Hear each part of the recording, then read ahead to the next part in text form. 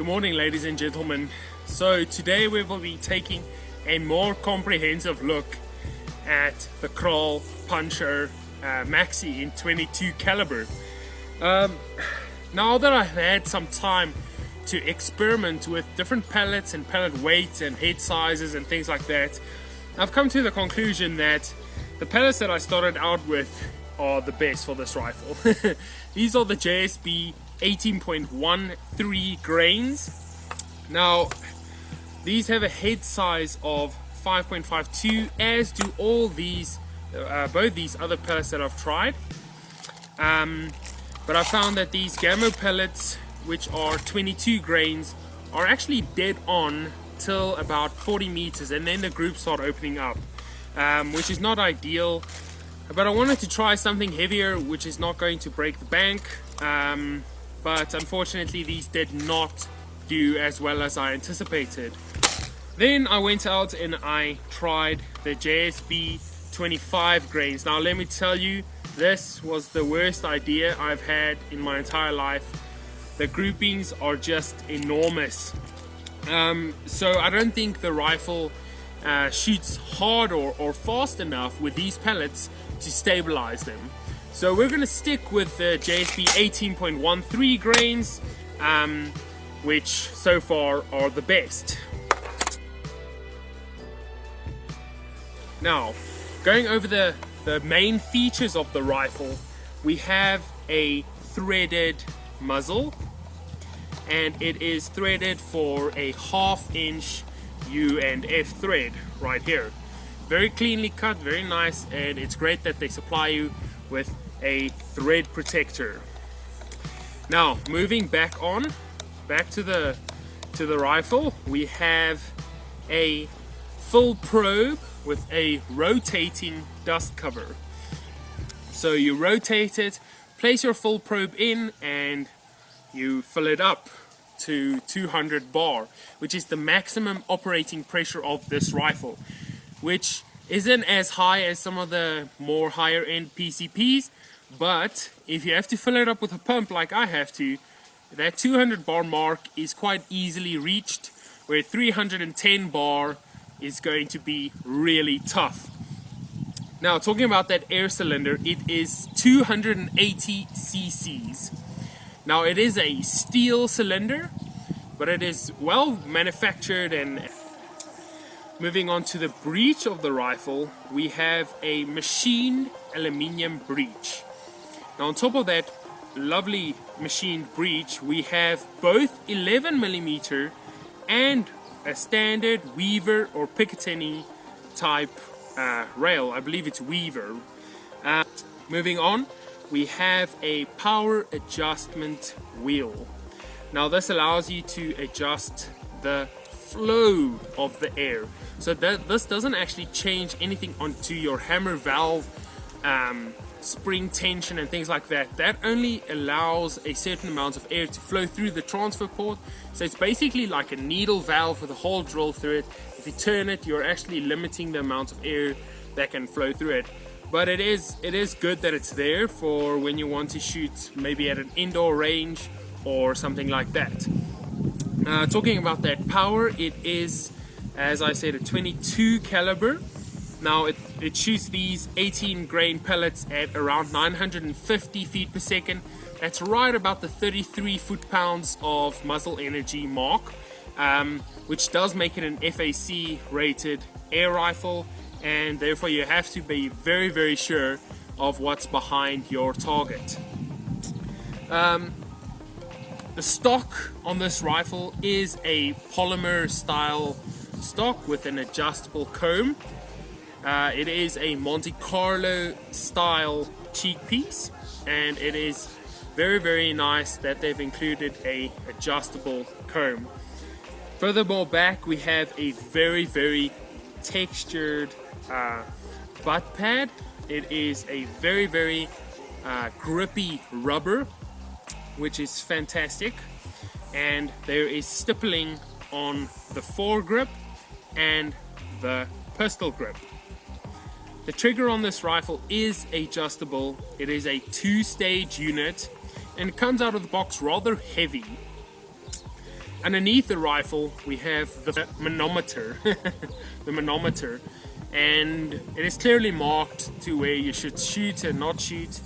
But I found that it works the best if you top it up to 200 bar, then take about 6 shots, which you don't do any targets with or anything, just to get it started on that power curve, because the pressure inside the cylinder is actually closing the valve faster than normal. And when we get to that about 199 bar, we start to see more consistency in our pellet trajectory, and our groups start tightening up. So those first 6 shots are accurate, but they're down low because the velocity is lower than the rest. It is a side lever cocking rifle. It is smooth, but in the sense that it needs a little breaking in, and it's not past the breaking in period for me on my rifle, so we're still working on that. But it does come together quite nicely, and with that adjustable cheek piece you can get a very nice cheek weld onto it. I think that's about it. I am going to go put targets up at 40 meters, and then I'll show you guys what these 3 pellets can do.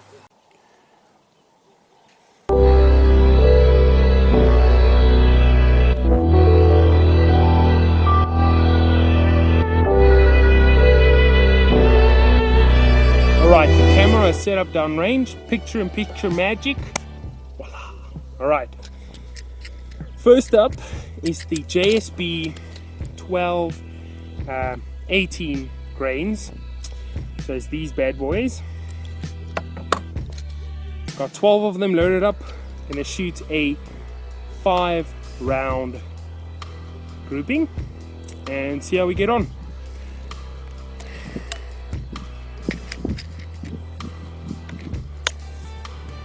Let's do this.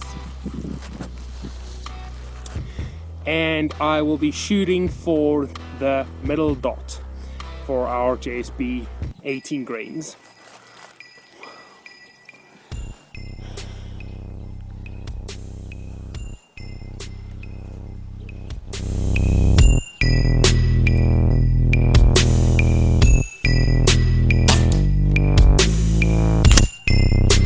So first one.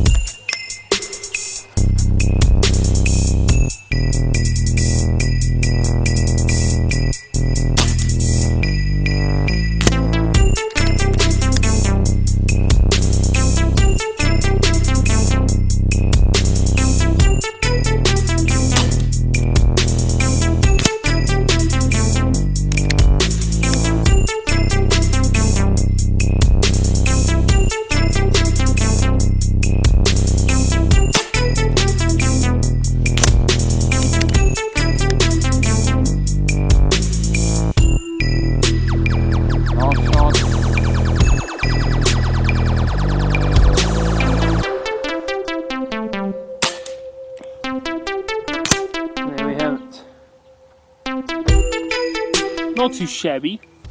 I am shooting a bit fast now, but yeah, not to worry.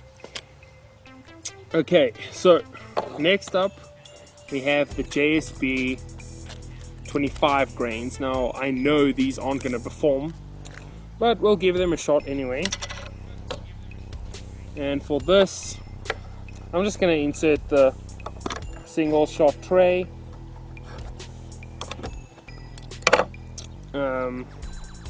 Just to make it a little bit easier, don't have to load up a whole mag. Alright, these are absolute monsters, but they don't perform, so it doesn't help.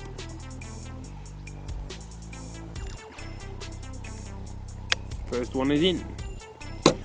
And now I'm going to go for the upper left hand corner dot.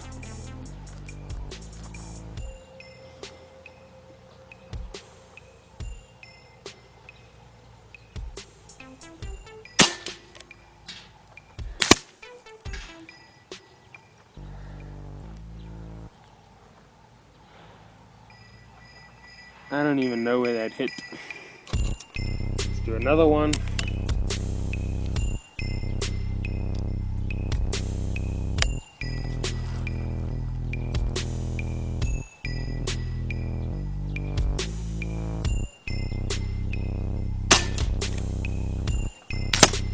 Okay. I'm not even going to continue. The grouping is like this. So there's no ways that these are any viable option by whatever standards. Next up is the Gammo 22 grains. Now these I've shot before and they did okay. Not too great. But I think it has to do with the manufacturing process which Gammo uses. They're very rough. Almost all the skirts are bent, and yeah, you can see the mold lines on it, so not a very good quality pellet, but they shoot decent at closer ranges, so I'll give them a whirl.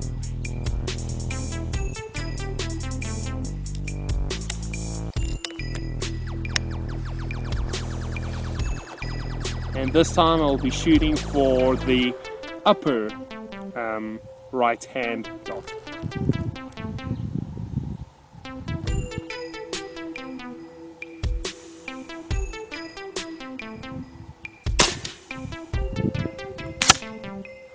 Much lower, and that's to be expected.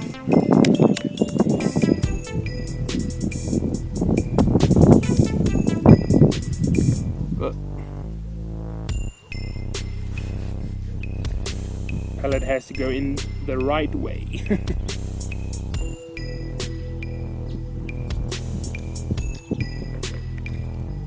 Can be a little finicky loading single into this breech, but yeah, that's what you get.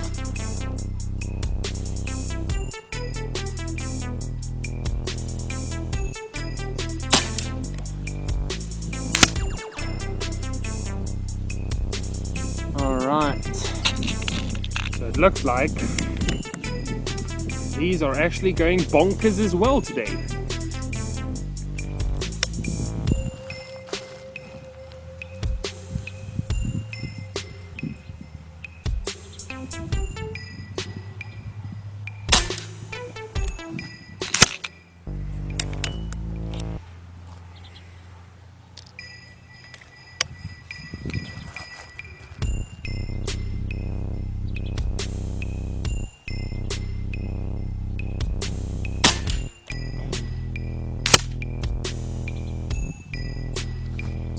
They do not want to go where I'm aiming.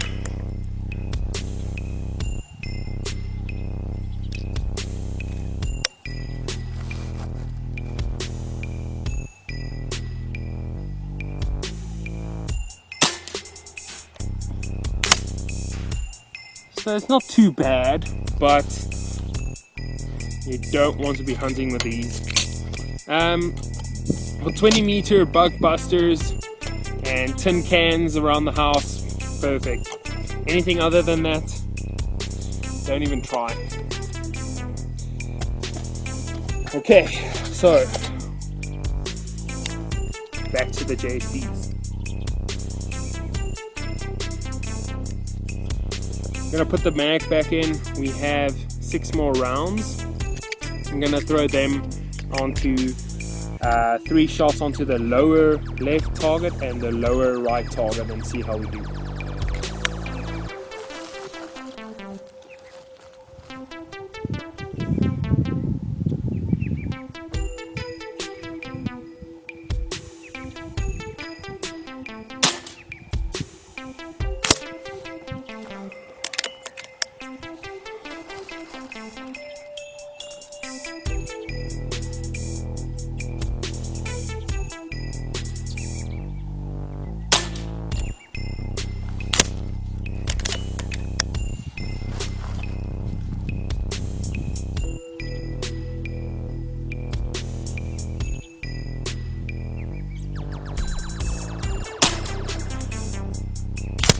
Not bad. As I mentioned, it is windy today, but gotta play with the conditions. So now the lower right hand corner dot. Let's see how we get on.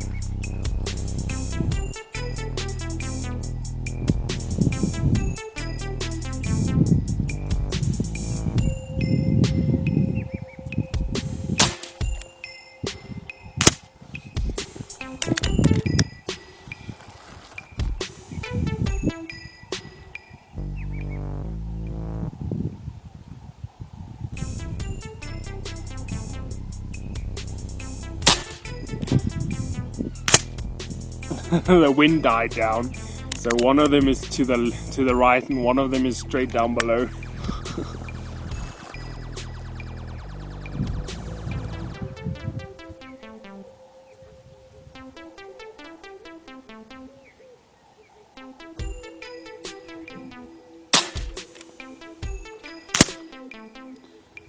Yep, as expected.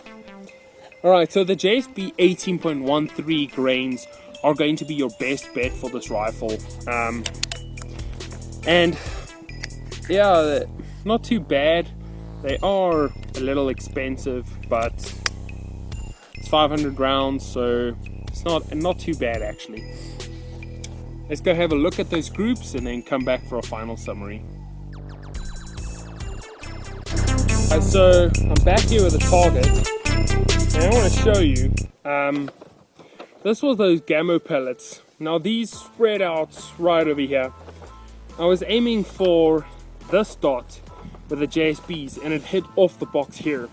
So those were actually going crazy all over. Not even worth testing at closer ranges. So yeah. Then furthermore, if we look at these groupings, which are our good ones. This was our first one with the JSB, that's 6 shots, and that's a dead pigeon head every time. Moving down here, we have 2 shots very close to each other, and then one where the wind died down and it came closer. My zero is not perfect at the moment. Yeah, okay. And then lastly, shot this nice bad boy here, 3 shots. It's also a dead bird every time. So I'm very happy with what it's doing at the moment. It is shooting quite hot. It is shooting 950 feet per second, which is right in that transonic zone, where the bullet is starting to break the sound barrier and forming that cone in front of it. So yeah, if you bring the speed down, you should probably see an increase in accuracy. And as you guys could have seen, this was all played in real time, so the shots were shot off pretty quickly. I wasn't focusing too terribly on my trigger control and alignment and things like that. So with a bit of practice, you can tighten up those groups. I have shot 5 shots through the same hole where you can only see one nice tiny bit bigger than a pellet with basically like what they call a clover leaf. So it's when one pellet intersects the other and you get this nice like bubble effect. So far accuracy has been good, especially for the power it's putting out. It's putting out a lot of power, throwing this big chunk of lead very fast. So yeah, it's been a good one. I hope you enjoyed. I'm gonna send a shout out to my brother Chasing Corey. He's got a great outdoor channel. If you're into the outdoors like I am, you'll really appreciate his channel. He's got absolutely fantastic content. Yeah, go check him out and send him some love. Thanks guys. Cheers.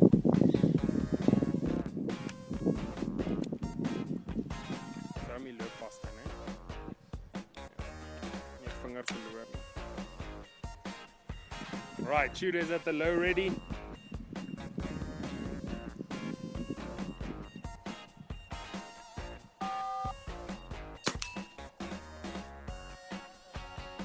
That's a 1.36.